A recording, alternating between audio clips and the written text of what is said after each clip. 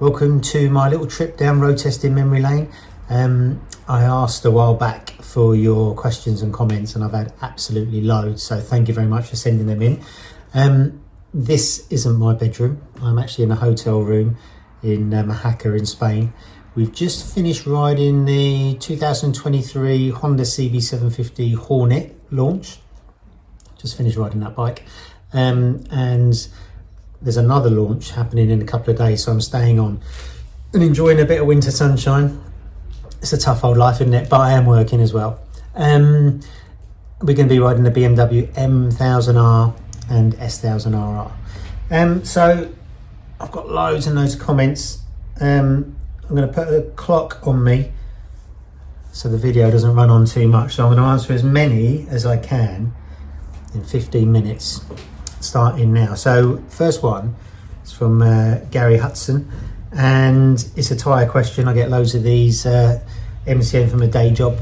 I can just hear this is the last day of the launch, and the Swiss, I think, and Spanish are riding the Hondas. I can hear them come back.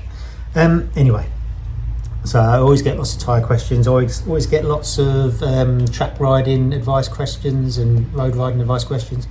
But anyway, this is, what tyre would you use for fast road and some track days? Well, if you're going to predominantly use tyres for fast road, I would recommend something like Pirelli Diablo Rosso Corsa 4 or Metzeler Racetech K3 or Pirelli Supercorsa SP. I'd recommend those. They'll be fine for track days. Next question from Pete Reeves.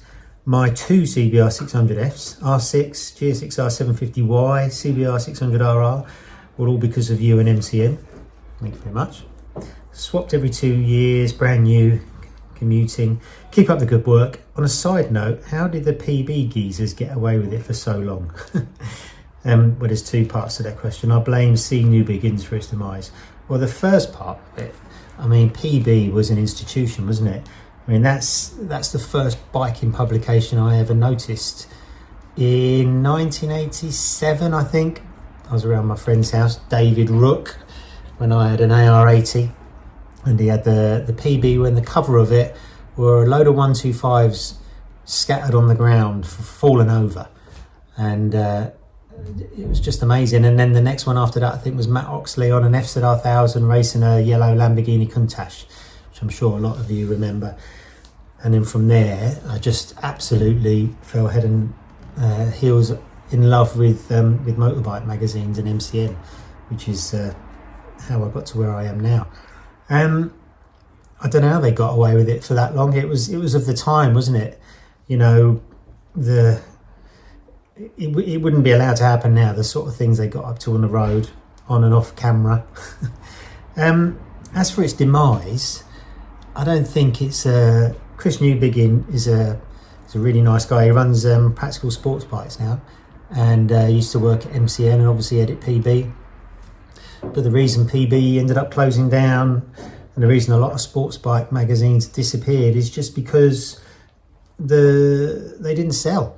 They'd still be producing them if people bought them, but I just think the appetite for reading about sports bikes has diminished, unfortunately, and sports bike sales have diminished, which is a massive shame, but you never know, they might come back again. Adam Bell, epic watch, can watch these all day. Anyway, thinking about a first track bike, not sure whether to get a 600, 750 or 1000. I have a 1299S for the road, but always learning. Well, Adam, I would say you should choose between the 600 and the 750. I mean, 1000s are great fun. I love riding 1000s, but they are animals to ride, and they eat tyres. That's the main thing. The tyre bill is excessive. Whereas if you get 600 or 750, it's a lot kinder on tyres and clutches and brakes and all the rest of it. My two recommendations would be not a 600 as such, because you know you've absolutely got to wring their necks and bounce them off the curbs to get them quickly around the track. I'd go for a Daytona 675. You've got kind of all the character of a 600. They handle beautifully, plus they've got that little bit more torque to to make it more interesting. They're fantastic bikes, and for the same reasons, a GSXR 750, that is basically a 600 with all the involvement of the Revy engine and the agility, but with that little bit more torque. And both of those bikes you could probably get for quite a good price now. I wouldn't take the 1299 on track. That will absolutely tie itself in knots, even though it's beautiful. A focused veteran says, could you tell us how and why you got into racing, your highlights, etc.? As someone that's recently started racing with NG in the Bandit Challenge Cup, and more recently Bemsy on my 17R1, it's been really eye-opening and unbelievably addictive, even with the associated cost of it all. Any tips would be most welcome. I love these sit-down chats and enjoy all your content. All the best. Well, thank you very much, Focus Veteran. Well, I mean, I've got to say now, I haven't really reached any decent level in racing. Just a club racer, really. I won the club racing championship, done lots of races, won a lot of races, and done a lot of guest rides, which they've been some of the most exciting things I've done. But you know, when I started racing, it was always the aim to do well. That's everyone's dream, isn't it? And it's usually the case where you're riding too fast on the road and you've got to get on the track to keep alive, basically.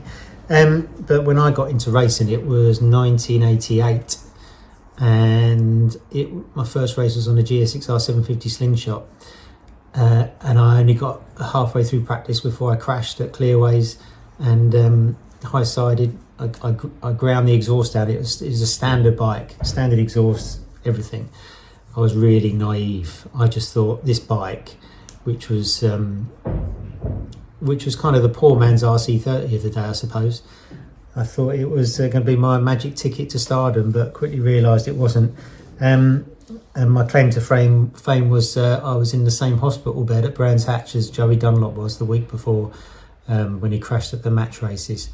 I ended up breaking my foot and my hand in that one. So that's why I got into racing. It was because I was riding too fast on the road, and I thought I could make a career out of it, but I was never talented enough, really. And as for tips racing, well, I think it absolutely consumes your life. As you know, you said it's unbelievably addictive. I think that's probably one of the best pieces of advice is to get good rider training. So there's not so many race schools anymore. The Ron Haslam race school that I used to do is unfortunately closed down, but there's the Whittam school, Steve Brogan does tuition, there's the Yamaha Silverstone school. These places have always got really good instructors and often ex-racers, and I think that a little bit of guidance is worth much more in lap times than throwing parts at the bike. And in terms of bike setup, as long as you've got good suspension, good tyres, and you know how to set it up, I think that's half the battle. But rider training is the be-all and end-all, because I see it myself when I'm on track at launches. Quite often racers are there, like if it's a BMW launch, there'll be some BMW racers there, and they're on exactly the same bike, and you just do not see which way they've gone. So, and it's because they know how to do it properly. So I'd say that tuition is the key. Right. Next, Michael Smith. Great vid. I've been fortunate to buy a lot of bikes you have liked. 1098 Street Fighter, Bimotor, DB9, etc. Great bike that. We are the same age and now young, obviously, and now my opinions of bikes have changed due to the way the world is with policing and congestion. I look at motorbikes as experiences now, so I look at things like a Rocket 3 or 701 Supermoto, or even a tricked up Grom as desirable rather than superbikes and super nakeds. What are your views on bikes now, and what makes a bike desirable? Well, I think you've hit the nail on the head there. It all depends where you are in your biking journey, and what you want out of a bike. I mean, from myself, I grew up loving racing, always loved racing bikes. Before the MCM job, all I ever had was sports bikes. All I ever used to wear was with leathers. But things have changed now. I mean, my favourite bikes are bikes almost opposite to what I ride every day, because it's a bit of an antidote. So I love the Yamaha T-Max maxi scooter, just because it's easy, just because you can jump on and twist and go, and you know, I get to see loads of them when I'm travelling and, you know, around Europe, and they're just really cool. And I don't really use bikes that's one thing about this job, is it kind of spoils your hobby a little bit. So I enjoy racing. I don't really enjoy track days that much, just for the sake of it anymore. I don't really go out just for a ride for the hell of it, but I do enjoy going somewhere on a bike if I've got a destination. And this year I've got a Triumph Tiger 1200 long-term test bike, and actually have fallen in love with the fact it's so good at doing the job of touring. It's just fantastic to ride. It's not that memorable when you're not on the bike, but when you're on it, it's absolutely fantastic. So, you know, you've got to really choose the bike for the job, really. If and you've got to be honest with yourself. If you don't ride around, if you're not that interested in going fast, don't buy an R1, because you'll have all the disadvantages of it and not be able to enjoy any of the advantages. So for me, that's what makes a bike desirable, what you're going to use it for and where you are in your biking journey. But thanks for the question, Michael. 2 wheels are best. Thanks, Michael. Another great one. Can I ask, have you ridden Misano both ways? I went there and they later changed the direction. And if you have, what way is the hardest? I always tell people that I set a lap record on my Blackbird at the ring, and you can see them cringing before I add for the slowest lap ever. However, I've been around there fast in the M5 ring taxi driven by Savina. A beautiful lady inside and out. I agree.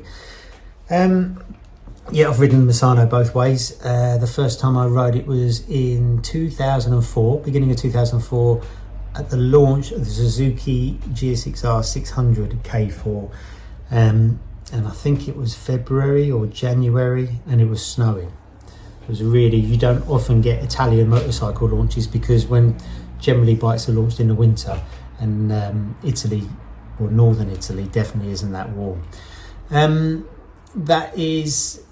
I enjoy riding it that way, but I've ridden it a lot the other way, so I'd probably prefer it that way.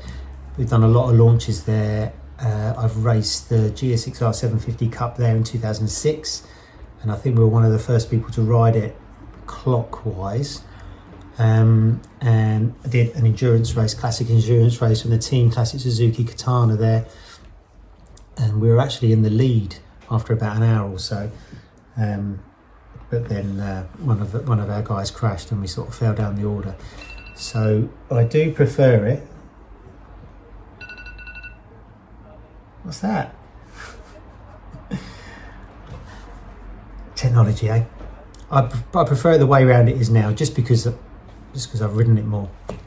But either way, it's a great racetrack, and it's in one of the most fantastic areas in the world. You know, in the Rimini area, you've got Riccione, Rimini, Cattolica, Rossi's just down the road. I mean, it's just incredible, that circuit. I really, really like it.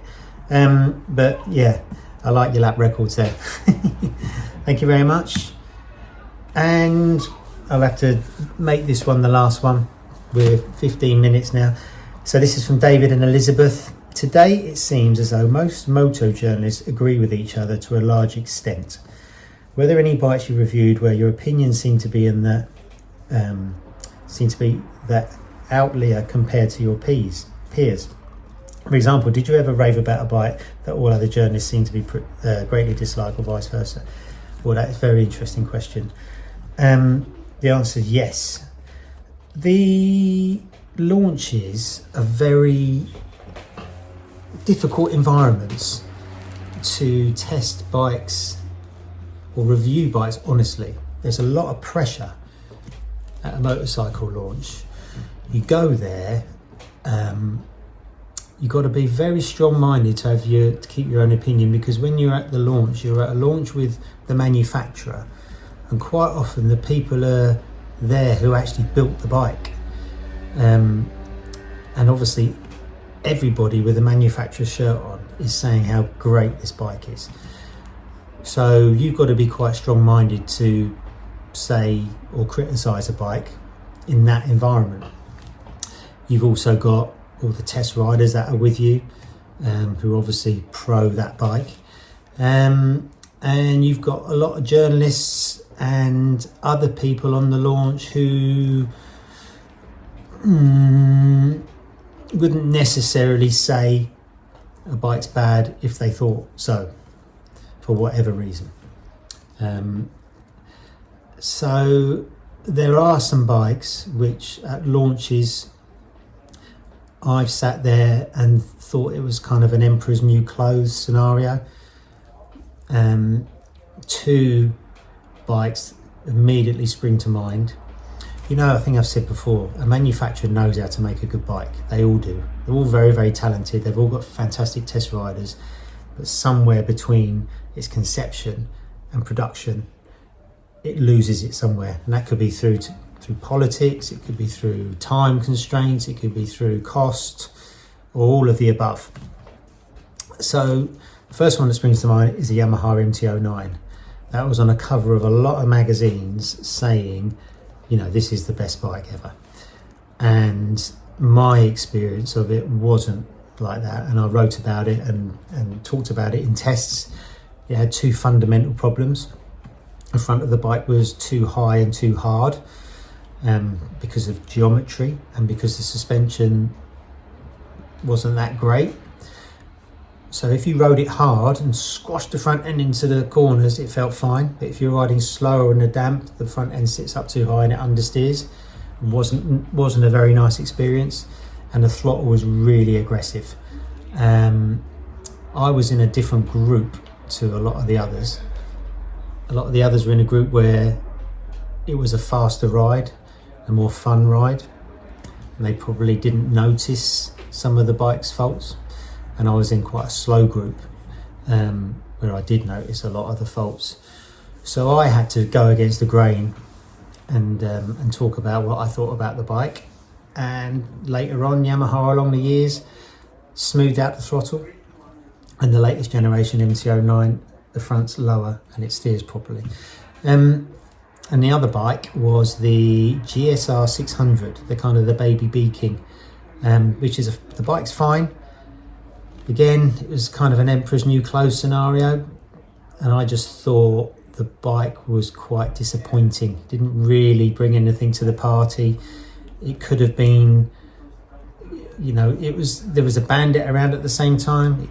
It wasn't that different to the Bandit. It was just a 600 naked bike, and I thought it could be a lot better. So I was a little bit disappointed with that, and others weren't. And then finally, the other big one, there's a lot. There's the 09 R1, which everyone loved at the launch, and we did a lot of group tests with it, and it did really, really well. We kind of rode it in an environment where you could use its superpowers. The way it accelerates out of corners was its superpower. We tested it around Cartagena. It's faster than all the other bikes, but it got a bad rap because it didn't really make a lot of power. So for some, because it didn't make a lot of power, it wasn't very good. And for some who rode it in tricky conditions, its kind of weight and snatchiness coloured their opinion. And the other bike was the 2017 Blade.